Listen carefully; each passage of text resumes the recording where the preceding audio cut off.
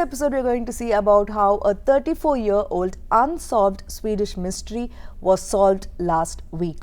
So, what is this mystery? The former Prime Minister of Sweden, Olof Palme, was killed 34 years ago. That is, he was shot dead on a busy street in Stockholm. Stockholm is the capital of Sweden, and he was shot dead when he was coming back from a cinema theatre along with his wife. This assassination actually took place on 28 February 1986. So, after 34 years, the person who shot him dead was finally identified last week. Though the mystery is now solved, that is, though we found the murderer, there is a small twist in that solution also. Let's see about that in a few minutes. But before that, let's see about this assassination and how this case actually went on. The first man to be arrested for the murder of former Swedish Prime Minister Olof Palme was Christer Peterson. He was allegedly seen acting very suspiciously near the cinema theatre where the former Prime Minister was shot dead.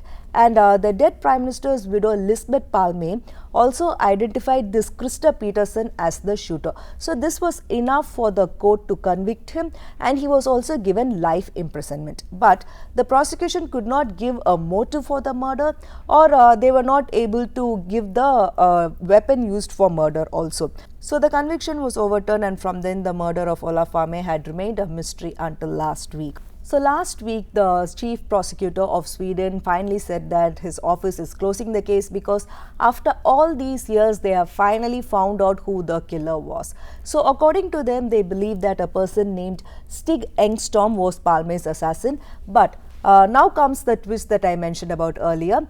This Stig Engström person had committed suicide 20 years ago. So since there is no way to convict him, the case is now closed. This Stig Engström person has a huge connection to India, especially Tamil Nadu.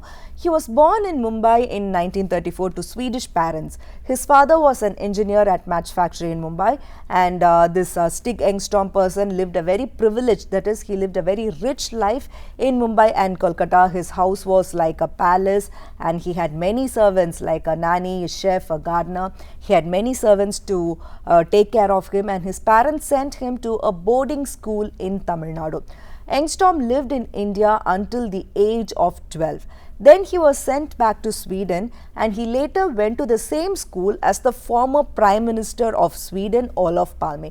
That is, the former Prime Minister of Sweden and his assassin, that is, and the person who killed him actually studied in the same school.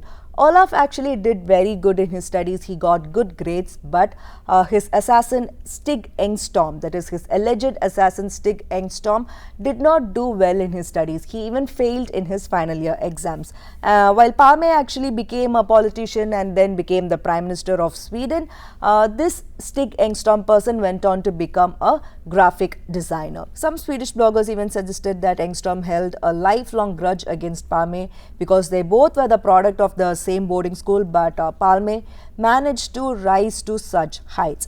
Basically, they say that he killed the Swedish Prime Minister out of jealousy. Olof Palme actually was very close to our former Prime Minister Rajiv Gandhi, and Rajiv Gandhi compared this murder to the murder of his mother in 1984. A road in Delhi was also named after Olof Palme, and he was also awarded the Jawaharlal Nehru Prize for International Understanding after his death. Palme's murder remained unsolved for more than 3 decades, and this crime was also the subject of many conspiracy theories that are widely popular till date. So this final establishment of the assassin would actually bring some sort of closure to many Swedish citizens. Stay connected with us for more such updates. This is Nisha.